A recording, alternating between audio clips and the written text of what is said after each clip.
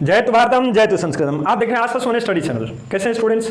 उम्मीद करते हैं आप छठ पर्व मना रहे होंगे और छठ पर्व चल ही रहा है।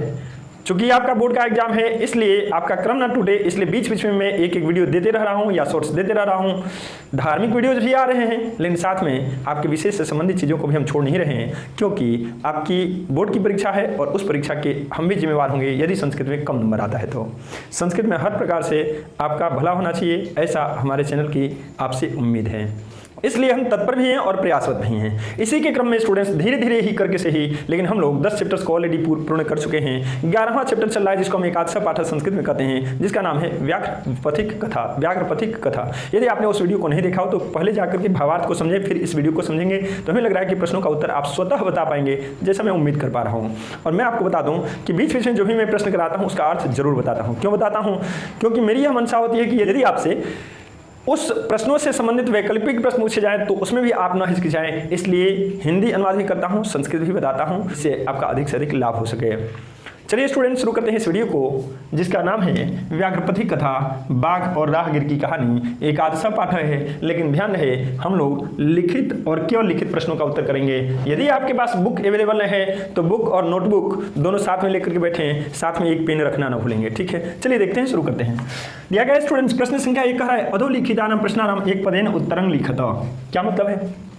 नीचे लिखे गए प्रश्नों के एक शब्द में उत्तर लिखें। ये बार बार होता है, ये हर चैप्टर्स में आता है, शायद ये आपको याद भी हो गया होगा। पहला प्रश्न कह रहा है कि एक शब्द में उत्तर लिखें। पूरे वाक्य में आपका प्रश्न दिया गया है, नो प्रॉब्लम, कोई शिकवा शिकायत नहीं, कोई कुछ नहीं, आपको एक शब्द में उत्तर बताना है। देखिएगा बराबर यहाँ से प्रश्नों को संग्रहित किया गया है कि एक वीडियो में अधिक से अधिक आपको लाभ मिले, कम समय में आपका ज्यादा काम हो। देखिएगा इधर उत्तर लिखा गया है, इधर प्रश्न दिख रहा होगा आपको। प्रश्न संख्या क कह रहा है वृद्ध व्याघ्र कुत्र ब्रुते। बूढ़ा बाघ कहाँ बोला? कहाँ बोला था? तो हम लोगों ने पढ़ा था सरस तीरे। कहाँ पढ़ा था हम लोगों ने? सरस तीरे, यानी सरोवर के किनारे, तालाब के किनारे। बस उसी एक शब्द को नोट करना है। क्या लिखेंगे यहाँ पर? सरस तीरे।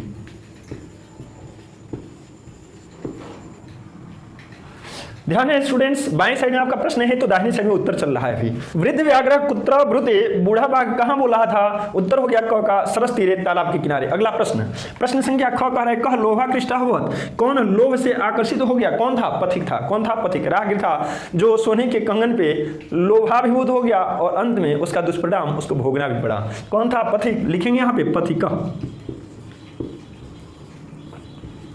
पथिक मीन्स क्या होता है? राहगीर। ध्यान रखना है आपको। आगे दिया है प्रश्न संख्या ग कह सुवर्ण कंकणम दातुम इच्छति स्म।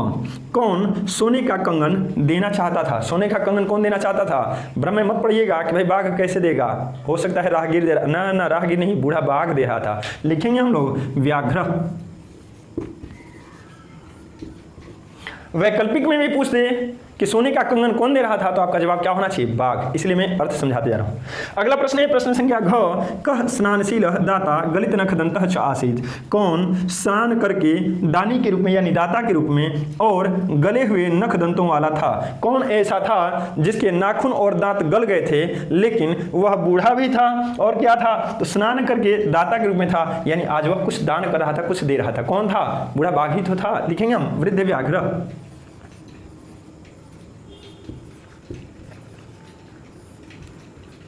अब आपके मन में कहीं ये ना चल रहा हो सर ऊपर तो व्याघ्र लिखे, नीचे वृद्ध। अरे कोई एक शब्द लिखो ना जी, कोई लिखो, आपको सेम नंबर मिलेंगे। नंबर में अंतर पढ़ने नहीं जा रहा। आप चाहे व्याघ्र लिखो या फिर वृद्ध व्याघ्र लिखो, दोनों में समान अंक आपको मिलेंगे, इसमें तनिक भी संशय नहीं है।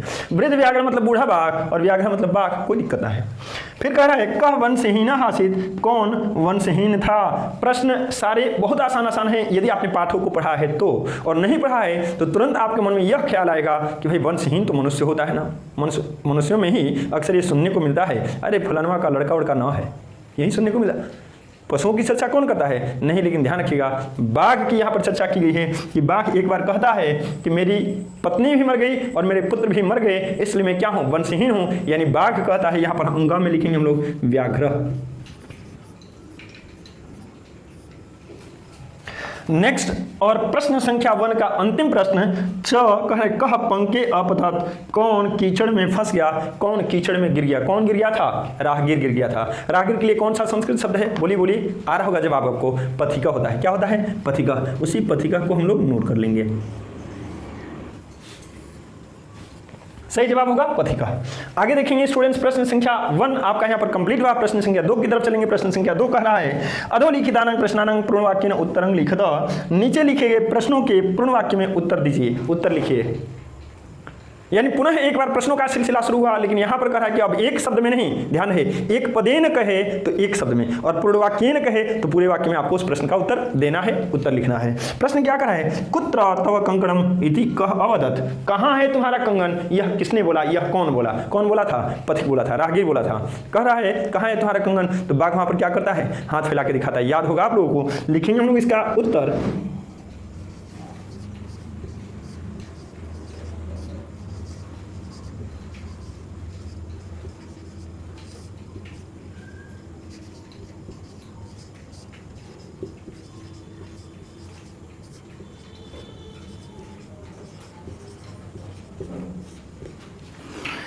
कुत्र तव कंकणम इति पथिकः अवदत्, कहाँ है तुम्हारा कंगन, यह राहगीर बोल रहा था। यह किसने बोला, राही ने बोला, बटोही ने बोला, जो रास्ता पकड़ के जा तो रहा था, लेकिन बाघ के दिए गए ब्रह्मजाल में, बाघ के दिए गए लोभ में अभी वह फंस चुका था। अगला प्रश्न देखेंगे। प्रश्न संख्या ख कह रहा है व्याघ्र कीदृशः आसीत्, बाघ कैसा था। हम लोगों ने पढ़ा था बाघ कैसा था, बूढ़ा था जी, जिसके नाखून और दांत क्या हो गए थे, गल गए थे। लिखेंगे हम लोग व्याघ्र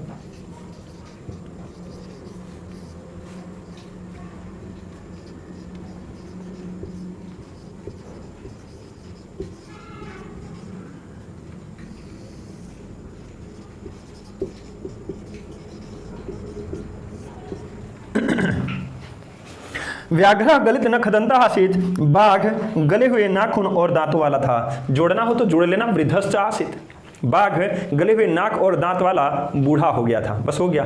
इतना भी लिखते हो ना, कम शब्दों में प्रयास करना कि अपने उत्तर को लिखो, ताकि आपका नंबर भी ना कटे और आपको बहुत ज़्यादा याद भी ना करना पड़े। समझ में बात आ रही है। आगे देखिएगा। करे व्याघ्रेण कानि अधीतानि, बाघ के द्वारा क्या पढ़ा गया था, क्या अध्ययन किया गया था, क्या पढ़ा था। कई बार कई श्लोकों को बोलता है राही को भ्रमजाल में डालने के लिए, और तब वह कहता है कि मैंने धर्मशास्त्रों का अध्ययन किया है, और उसके लिए कौन सा शब्द, धर्मशास्त्राणि शब्द होता है। क्या होता है, धर्मशास्त्राणि। उत्तर हो जाएगा व्याघ्रेण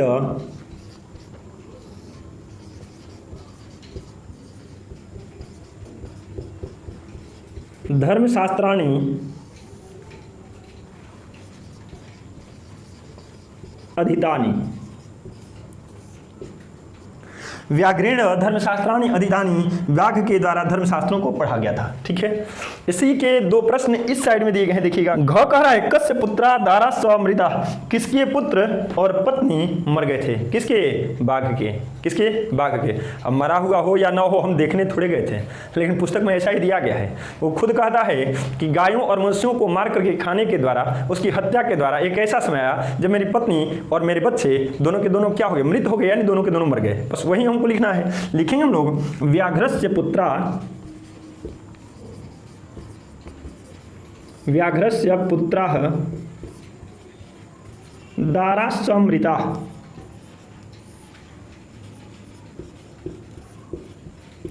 ध्यान रखिएगा स्टूडेंट्स, कुछ ऐसे प्रश्न है ना जिसमें आपको एक एक शब्द याद करना है, लेकिन हाँ उस शब्द को कहां पर रखना है ये बड़ी बात हो जाती है। जैसे इसी प्रश्न को देखिए ना, करे कस्य पुत्रा दाराश्च मृता, कहीं अंतर है, एक शब्द में अंतर है, कस्य के जगह पर व्याघ्रस्य। तो आपको बस व्याघ्रस्य याद रखना है, और यदि आप इसका अर्थ याद रखे हो ना, तो हमें लग रहा है कि आपको व्याघ्रस्य भी पता होगा कि बाघ के ही पुत्र और पत्नी मर गए थे। इसलिए मैं बार बार कह रहा हूं कि भावार्थ वाली वीडियो को आप देखना न भूलिएगा। अगला है स्टूडेंट्स, कह महापंके निमग्नः पलायितुम् अक्षमः, कौन भारी दलदल में, महान कीचड़ में फंसकर भागने में भी असमर्थ हो गया, निकलने में असमर्थ हो गया। कोई है ना जो क्या होता है, कीचड़ में फंस जाता है और इतना जबरदस्त फंस जाता है कि वह उसमें से निकलने में भी नाकाम हो जाता है, अक्षम हो जाता है। कौन था, कौन, पथिक था, राहगीर था। लिखेंगे हम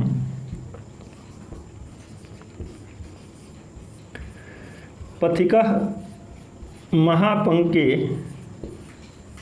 निमग्नः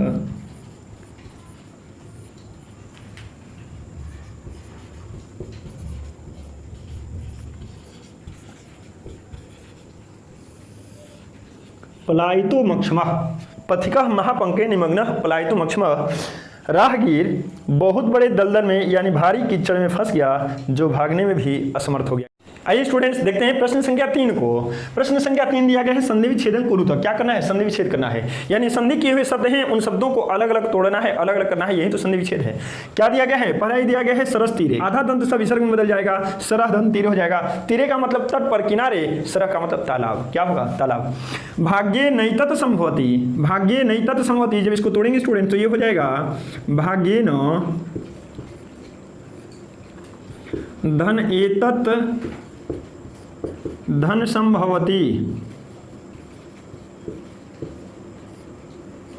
भाग्येन धन एतत धन संभवति। आगे है स्टूडेंट्स पांथो अवदत्, पांथो अवदत् लिखेंगे हम पांथः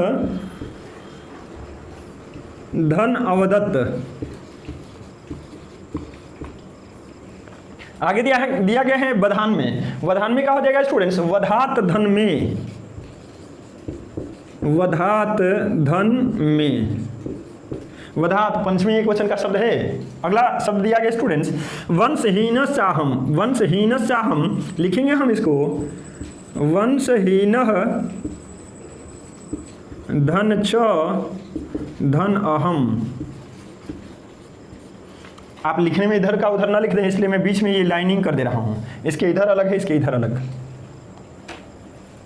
आगे दिया गया है स्टूडेंट्स धर्मशास्त्राण्यधीतानि, धर्मशास्त्राण्यधीतानि तोड़ेंगे तो ये हो जाएगा धर्मशास्त्राणि धन अधितानि।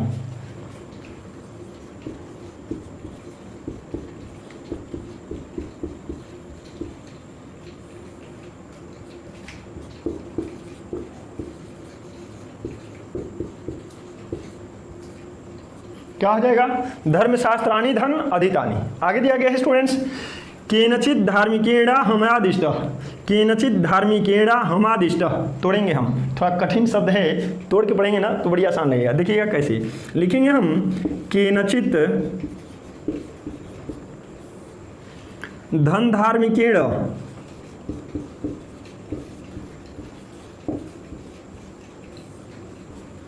धन अहम धन आदिष्ट।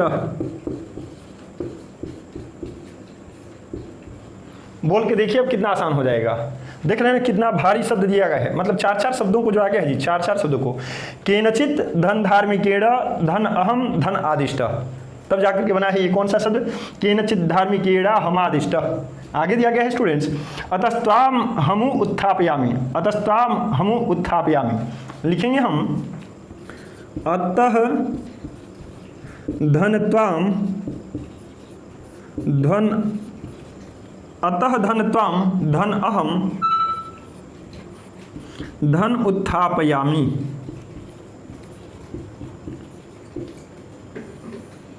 क्या हो जाएगा? अतः धनत्वाम धन अहम धन उत्थापयामि। इसमें भी 4 शब्द दिए गए हैं, इन 4 शब्दों से मिलकर एक शब्द यहाँ पे बनाया गया है। ठीक है, आगे देखिएगा स्टूडेंट्स प्रश्न संख्या 4 को। प्रश्न संख्या 4 कर रहे हैं अधोलिखितानंग पदानंग प्रकृति प्रत्यय विभागं लिखत। मैंने बताया था जब प्रत्यय निर्दिष्ट करने को कहे, प्रत्यय पूछे तो उस धातु में कौन सा प्रत्यय लगाना है केवल आपको इतना बताना होता है। लेकिन जब स्टूडेंट्स कहते प्रकृति प्रत्यय विभागं कुरुत या प्रकृति प्रत्यय विभागं लिखत, तो ध्यान है स्टूडेंट्स को उसमें प्रत्यय तो बताना ही बताना है, लेकिन उसकी प्रकृति को भी बताना है। प्रकृति क्या मतलब? उसमें जो जो धातु है धातु को भी बताएंगे, और यदि उसमें उपसर्ग लगा है ना तो उपसर्गों को भी बताना हम नहीं भूलेंगे, तब जाकर के कहा जाएगा प्रकृति प्रत्यय विभाग किया गया है ना। अब कुछ लोगों का प्रश्न होगा सर इसमें तो उपसर्ग है ही नहीं, उपसर्ग नहीं है तो छोड़ दो, तब उसकी प्रकृति केवल धातु है। लेकिन प्रकृति प्रत्यय विभाग कहा गया है तो प्रत्यय तो बताना ये कंफर्म है, लेकिन उसके साथ साथ आपको धातु बताना है, और यदि उपसर्ग है तो उपसर्ग को भी बताना है। देखेंगे शब्दों को। कहे स्नात्वा, स्नात्वा में स्टूडेंट्स स्ना धातु है। कौन सी धातु? स्ना धातु है, और कत्वा प्रत्यय के जोड़ने से स्नात्वा शब्द बना है। अगला शब्द है स्नातुम। देख रहे होगे लगभग लगभग मिलता जुलता शब्द है, अंत में बस गड़बड़ हो रहा है, त्वा या तुम दिख रहा है, तो त्वा रहे तो कत्वा प्रत्यय होता है, और तुम रहे तो तुमन प्रत्यय होता है, इसको ध्यान में रखिएगा। लेकिन स्ना इसमें भी है, स्ना इसमें भी है, यानी धातु दोनों में सेम है। लिखेंगे हम स्ना धन तुमुन। आइए स्टूडेंट्स अगला देखते हैं। अगला है प्रसार्य। प्रसार्य को कहेंगे ना तो देखिएगा प्र इसमें उपसर्ग है स्टूडेंट्स, इसके साथ साथ श्री धातु है। कौन सी धातु है? श्री। लेकिन ध्यान है श्री के साथ साथ इसमें 2 प्रत्यय लगे हुए हैं, और दोनों हमें बताना है। एक तो पहले ऋच लगा है, क्या? ऋच प्रत्यय, और उसके बाद से स्टूडेंट्स ल्यप प्रत्यय है। तो ध्यान रहे इसमें प्रत्यय पूछ दिया जाए तो दो प्रत्यय है, ध्यान में रखिएगा, ये मत कर दीजिएगा अजी प्र उपसर्ग है, श्री उपसर्ग है, ऋच धातु लेप, गड़बड़ हो जाएगा। दो प्रत्यय दिए गए हैं, ऋच प्रत्यय और लेप प्रत्यय, प्र उपसर्ग है लेकिन किसमें जुड़ा हुआ है तो श्री धातु में, श्री धातु में प्र उपसर्ग और ऋच लेप प्रत्यय के जुड़ने से प्रसार्य शब्द बना है। आ रही बात समझ में? आगे देखिएगा उपगम्य, इसको बनाएंगे हम स्टूडेंट्स उपधन गम धन लेप। इसका मतलब है उपगम्य में लेप प्रत्यय है, उपसर्ग है, धातु की बात करेंगे तो गम धातु है। कौन सी धातु? गम धातु। आगे उक्त्वा दिया गया है, उक्त्वा में स्टूडेंट्स वच धातु है और धन कत्वा प्रत्यय जोड़ करके उक्त्वा शब्द बना है। आपका मन में आ रहा होगा उपसर्ग, उपसर्ग है ही नहीं तो हम क्या बताएंगे? उपसर्ग नहीं स्टूडेंट्स, इसमें उक्त्वा में कोई भी पूछे तो आप बताइएगा वच धातु है और कत्वा क्या है? प्रत्यय है। अगला और अंतिम है इस प्रश्न का धृतः शब्द। धृतः में ध्यान रखिएगा स्टूडेंट्स, ध्री उपसर्ग है और अक्त्वा प्रत्यय है। ध्री धातु में अक्त्वा प्रत्यय जोड़ने पर धृतः शब्द बना है, इसको आप ध्यान में रखिएगा। आइए स्टूडेंट्स देखते हैं प्रश्न संख्या 5 को। प्रश्न संख्या 5 कह रहा है अधोलिखितानां क्रियापदानां स्ववाक्येषु प्रयोगं कुरुता। कारण नीचे लिखे गए क्रियापदों का अपने वाक्यों में प्रयोग करें। नीचे लिखे गए क्रियापदों का अपने वाक्यों में क्या करना है? प्रयोग करना है। ऐसे प्रश्नों को ध्यान रखिएगा स्टूडेंट्स कि जब भी आप बनाते हैं तो 2-3 चीज़ों का ध्यान आपको रखना है। एक तो जो आपकी लाइन दी गई है यानी जो आप वाक्य बना रहे हो उसमें इन शब्दों का प्रयोग होना जरूरी है, आवश्यक है। दूसरी चीज़ क्या है स्टूडेंट्स कि जब भी आप वाक्यों का प्रयोग कर रहे हो तो कभी भी ध्यान रखना कि कम से कम शब्दों में आपका वाक्य हो तो आपके लिए बेहतर होगा। कम से कम शब्दों में आपका वाक्य होना चाहिए। जैसे देखिएगा कह रहा है कि आलोचितम, शुरू क्या किया गया है? आलोचितम यानी सोचा गया, तो हम लिखेंगे तेन पांथेन आलोचितम।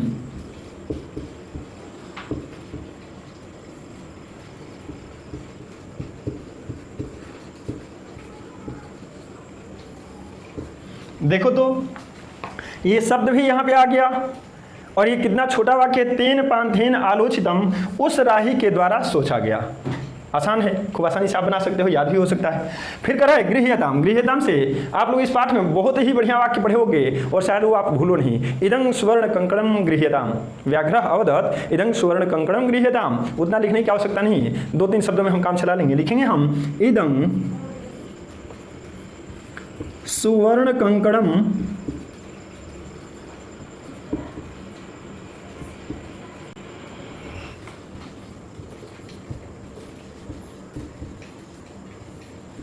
यह सोने का कंगन ले जाओ, यह सोने का कंगन प्राप्त करो। इदं सुवर्ण कंकणं गृह्यताम।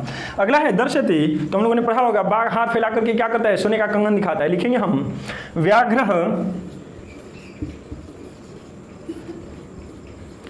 सुवर्ण कंकणं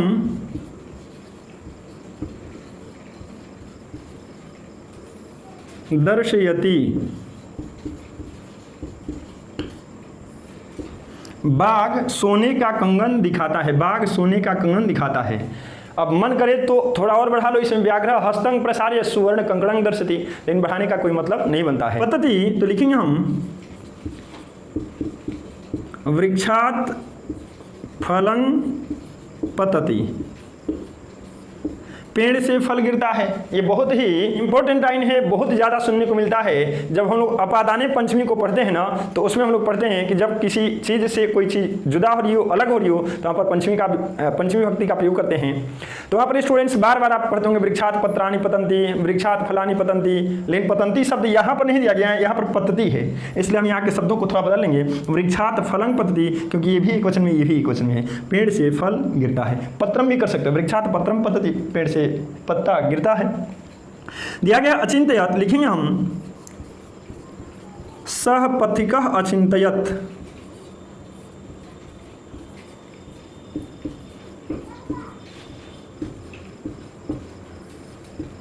वह राही सोच रहा था या उस राही ने सोचा।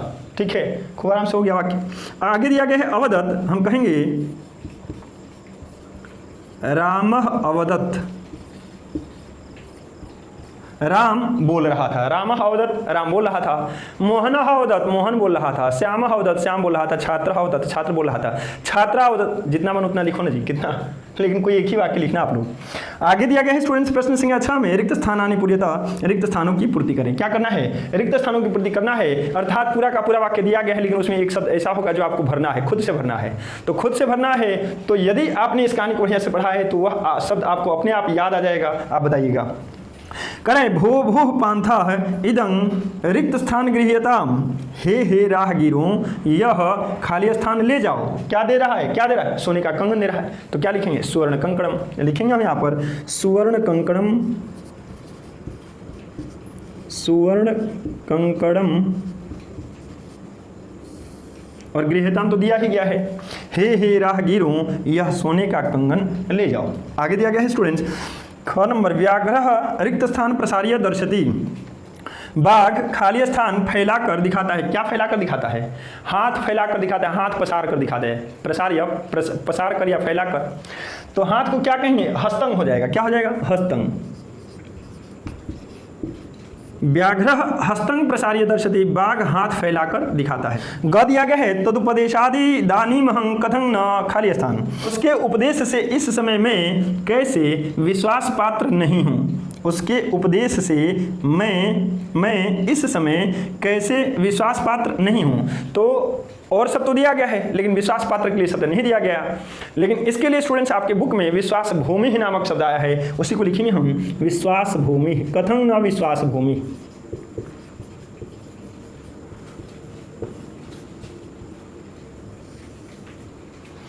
घ कह रहा है स्टूडेंट्स वृद्ध व्याघ्रेण संप्राप्त सह रिक्त स्थान मलितः, वृद्ध बाघ के द्वारा, बूढ़े बाघ के द्वारा प्राप्त करके वह खाली स्थान मारा गया। कौन मारा गया? कौन? पथिक मारा गया।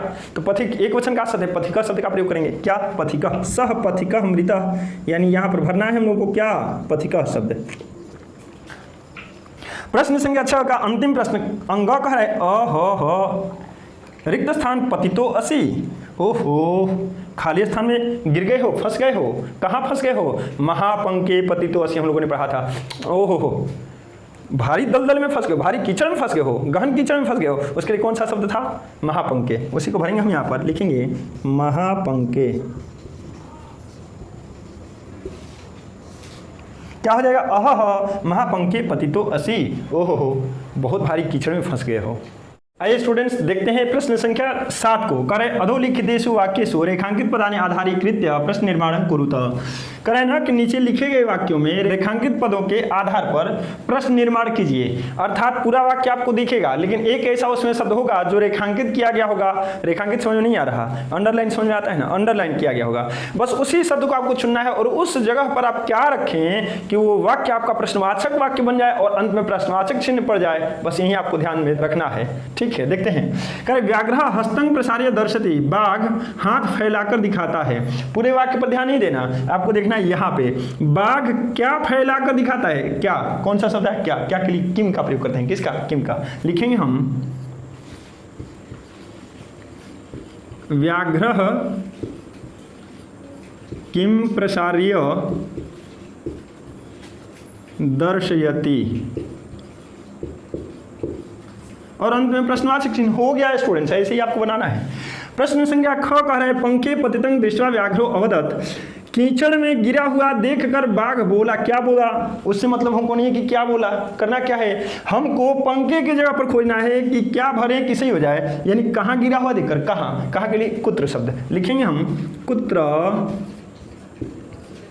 पतितं दृष्ट्वा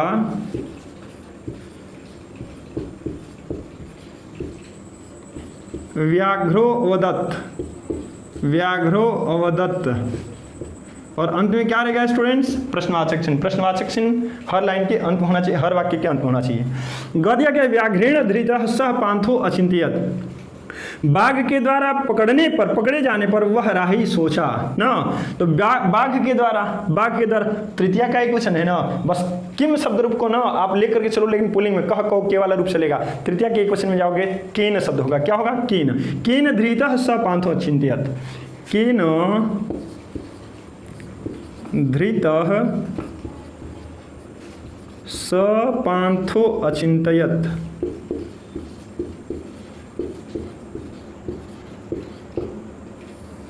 अंत में प्रश्नवाचक चिन्ह। अगला है ईश्वरीय धनं मा प्रयच्छ। धनवान व्यक्ति को धन मत दो। धनवान व्यक्ति को क्या मत, किम, किम मीन्स क्या, लिखेंगे हम ईश्वरे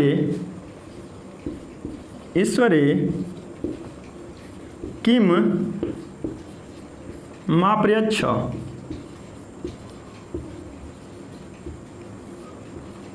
ईश्वरीय किम मा प्रयच्छ, धनवान व्यक्ति को क्या नहीं दो ना। अगला है स्टूडेंट्स ज्ञानम क्रियांग बिना भारह। ज्ञान क्रिया के बिना यानी आचरण के बिना बोझ स्वरूप है। हमको क्या करें, क्रियांग शब्द की जगह पर खोजना है, यानी ज्ञान किसके बिना बोझ स्वरूप है। तो देखिएगा ये द्वितीय का एक वचन है। क्या है, द्वितीय का एक वचन। हम लोगों ने पढ़ा होगा लता लते लता, लताम लते लता, तो क्रियाम हो गया है, द्वितीय का एक वचन। किम शब्द रूप चलाएंगे स्त्रीलिंग में तो क्या रूप चलता है, का, के, का, काम, के का, काम का प्रयोग करेंगे। किसका, काम का। लिखेंगे हम ज्ञानम कांग बिना भारह। ज्ञानम कांग बिना भारह। अंत में प्रश्नवाचक चिन्ह। ज्ञान किसके बिना बोझ स्वरूप है। अगले प्रश्न को देखते हैं स्टूडेंट्स। प्रश्न संख्या 8 का है रेखांकित पदेशों प्रयुक्तांग विभक्ति लिखत। रेखांकित शब्दों में प्रयुक्त यानी जोड़े गए विभक्ति लिखता विभक्ति को लिखें। यानी इन सभी शब्दों को, इन सभी वाक्यों को पढ़ोगे ना तो जो रेखांकित शब्द होगा उसमें बहुत कुछ नहीं बताना, केवल और केवल विभक्ति बता देना है। देखते चलेंगे हम। करे तदत्रा सरसी स्नात्वा सुवर्ण कंकणं गृहाण। इन सभी से हमको मतलब नहीं है, मतलब किससे, सरसी यानी तालाब में। अरे भाई सप्तमी का प्रयोग किया, में पेपर किसका है, सप्तमी विभक्ति का चिन्ह है, लिखेंगे सप्तमी। कोई पूछे कौन सा वचन, एक वचन बताइएगा। अगला असौ व्याघ्रेण व्यापादितः खादितस्य। वह बाघ के द्वारा मारा गया और खाया गया। तो बाघ के द्वारा है ना, तृतीया विभक्ति आपने पढ़ा होगा, कर्ण से या के द्वारा। कर्ण है, कर्ण का मतलब तृतीया विभक्ति। कौन सी विभक्ति, तृतीया, लिखेंगे हम तृतीया। तृतीया तो है लेकिन कौन सा वचन, तो आप बताइएगा स्टूडेंट्स, एक वचन। कौन सा, एक वचन। अगला है ग कथं मारात्मक त्वयि विश्वास। अरे हिंसक जीव तुम्हारे ऊपर कैसे विश्वास कर लूं, तुम्हारे ऊपर कैसे विश्वास करूं। विश्वास शब्द आया है ना स्टूडेंट्स, ध्यान रखिएगा। विश्वास शब्द प्रथमा का है। कोई पूछे वचन, एक वचन बताइएगा, लिखेंगे हम प्रथमा। अगला है तत् उपदेशात इदानीम अहं कथं न विश्वास भूमि। उसके उपदेश से इस समय मैं कैसे विश्वास पात्र नहीं हूँ, अर्थात मैं विश्वास पात्र हूँ। कौन बोला था, बाघ बोला था। लेकिन यहाँ पर कहना है उपदेशात में कौन सी व्यक्ति, तो ध्यान रखिएगा स्टूडेंट्स, बालकात बालकाभ्यम बालकेभ्य की तरफ उपदेशात है, पंचमी के एक वचन का शब्द है। वचन बताना नहीं है, विभक्ति में बताइएगा पंचमी। और आज के सेशन का अंतिम प्रश्न है स्टूडेंट्स, करे स्टूडेंट्स असेंद्रिय चित्तानां क्रिया हस्ति स्नान में भवति। करे ना कि जिसकी इंद्रियां मन के अधीन न हो, मन के वश में न हो, उसकी क्रियाएं, उसका आचरण हाथी के स्नान के समान हो जाता है। तो हमको सबसे मतलब नहीं है, हमको इस शब्द से मतलब है असेंद्रिय चित्तानां। बालकानां पढ़े हैं, रामाराम पढ़े हैं, बस हो गया। षष्ठी विभक्ति बहुवचन का शब्द है, विभक्ति बताना है ना, षष्ठी लिख देंगे, काम खत्म। स्टूडेंट्स आज आपका सेशन कंप्लीट हुआ, यानी एकादश पाठ का पूर्ण रूप से प्रश्न उत्तर भी कंप्लीट हो गया। यह वीडियो आपको कैसा लगा आप कमेंट बॉक्स में जाकर के जरूर अपना रिप्लाई दें, ताकि हम समझ सकें कि हमारे बच्चों को यह पाठ कितना बढ़िया ढंग से आया है और आगे की भी तैयारी मैं जल्द से जल्द कराऊं। इसी आशा और विश्वास के साथ कि आप इस पाठ से भी आए हुए प्रश्नों को आप बहुत अच्छे से करेंगे और बहुत अच्छे अंक हासिल करेंगे। इसी आशा और विश्वास के साथ मैं आशा सुमन स्टडी चैनल के माध्यम से विकास कुमार उपाध्याय अपनी वाणी को यही विराम देता हूं। जय हिंद स्टूडेंट्स।